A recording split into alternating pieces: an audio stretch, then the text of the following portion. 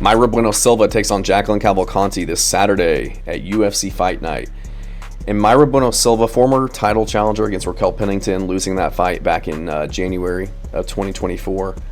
But dangerous on the feet, throws with a lot of really bad intent, has hard leg kicks, really good knees and elbows from the clinch where she likes to do a lot of her work on the feet, and really good submissions off of her back, brown belt in jiu-jitsu, gets a lot of finishes there on the ground, has several submissions in the UFC, so very dangerous wherever the fight goes. Taking on Jacqueline Cavalcanti, who's on a 7-fight winning streak, 4 inside the UFC, all by decision, so very technical striker, very light on the feet, cuts good angles, straight punches, very active, has good cardio, able to kind of keep the fight at her range and dictate the pace of the fight. Has pretty good takedown defense as well at 84%. It's been taken down once by Nora Cornoli.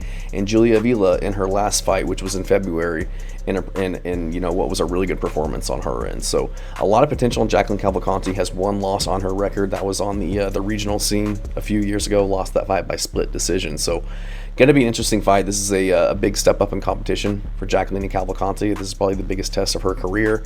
And Mayra Bueno Silva on a 3-fight losing streak, probably fighting for her job at 34 years old and not having the best performances in her last few outings. So I'm gonna have to go with Cavalcanti in this one. Mayra Bueno Silva on a 3-fight losing streak. She's 34. Doesn't really have a lot of good wins in hindsight. Had that win over Holly Holm that was overturned to a no contest, but submissions over Lena Landsberg, Stephanie Egger, beat Yanan Wu.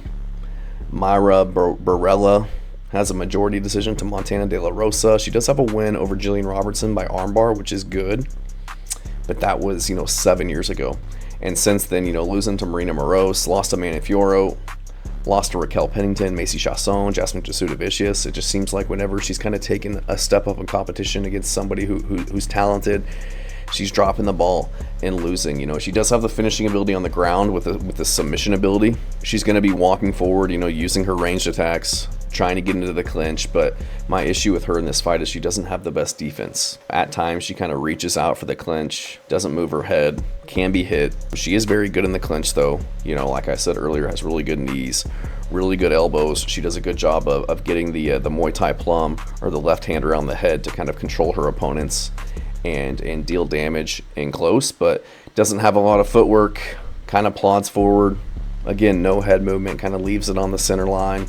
Doesn't really feint or use her jab to set up her entries into the pocket or to set up her strikes. She just kind of throws with pure power, which is effective at times, and she'll land, and she's got power she can crack, but I just think that she takes too much damage en route to doing so.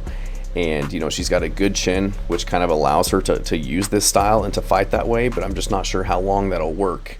And if the chin does hold up and she doesn't finally just get cracked and put away, I feel like she kind of gets behind on volume, just taking 4-5 strikes in order to land her one. So taking the damage that she does, coupled with the cardio issues that we've seen as of late, just isn't a good recipe for success against the elusive and good footwork of Jacqueline Cavalcanti. I think that Mayra Bueno Silva, even without taking the damage that she does, she's got really poor cardio as of late, and I think that the accumulation of strikes and damage that she'll take from Cavalcanti is really going to wear on that gas tank. We look at the Raquel Pennington fight.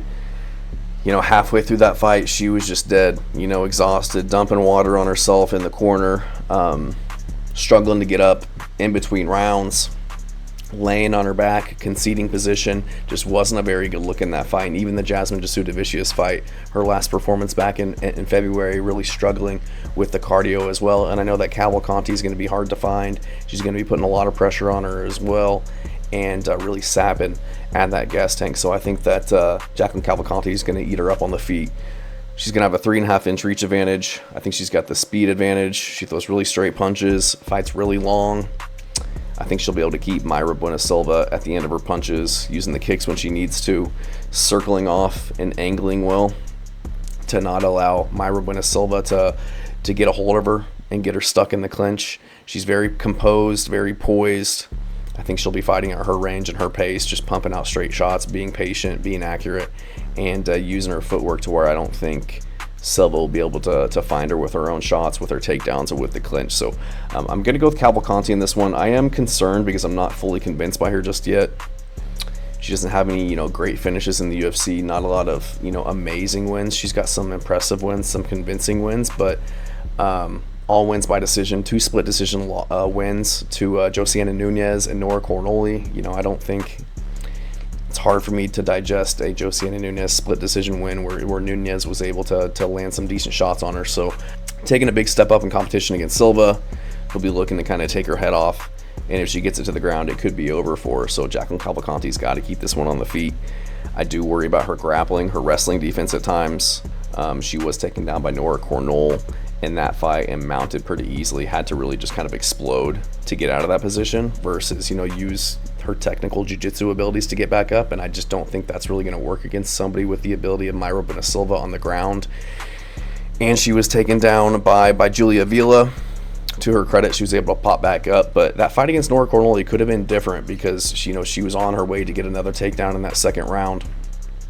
But Cavalcanti grabbed the cage. That really kind of changed the way that fight in that round could have gone. So it is concerning, the fact that I don't have much faith in her ground game, and that she's got to keep it on the feet, taking on somebody who's just gritty like Mayra Bueno Silva, who's going to be, I think she'll be the more physically strong fighter, and I could see her just crashing in, going broke, getting to the clinch and getting to the ground. But I'm going to go with Jacqueline Cavalcanti in this one. She's younger, more consistent, better striker, so I think that she'll be able to do enough on the feet to stay safe, land her strikes, and win a decision. Thanks.